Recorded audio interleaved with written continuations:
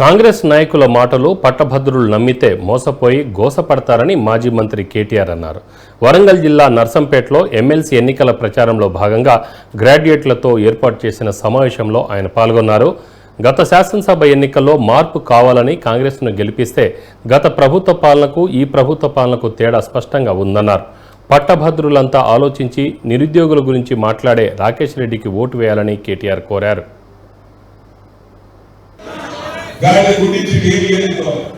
Job calendar అన్నాడు, సంవత్సరానికి 2 లక్షల ఉద్యోగాలు అన్నాడు.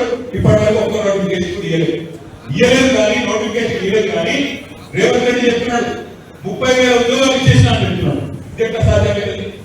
పెళ్లి చేసుకోలేదు, సంసారం చేయలేదు, కానీ పిల్లలు మాత్రం పుట్టినాడు. నోటిఫికేషన్ ఇయ్యలేదు, రాత పరీక్ష పెట్టలేదు, కానీ 30,000 ఉద్యోగాలు ఇచ్చిన రేవంత్ రెడ్డి చెప్తున్నాడు. మరి గ్రాడ్యుయేట్ ఓటర్లుగా మనం నమ్ముదామా? నమ్మి మళ్ళీ తిరిగి మోసపోయి వాళ్ళకే ఓటేద్దామా? ఆలోచించండి. సంవత్సరంలో 2 లక్షల ఉద్యోగాలు అన్నాడు. సంవత్సరంలో మొదటి సంవత్సరంలో 2 లక్షల ఉద్యోగాలు అన్నాడు. మొదటి కేబినెట్ లో మెగా డిఎస్సి 50,000 ఉద్యోగాలతో మెగా డిఎస్సి అన్నాడు. అయ్యిందా? Mega DSC కట్టదా? 2 లక్షల ఉద్యోగాలు నోటిఫికేషన్ వచ్చిందా? కానీ 30,000 ఉద్యోగాలు ఇచ్చేసినాడు. మరి ఇక్కడ నుంచి ఎట్లా జరిగింది చమత్కారం?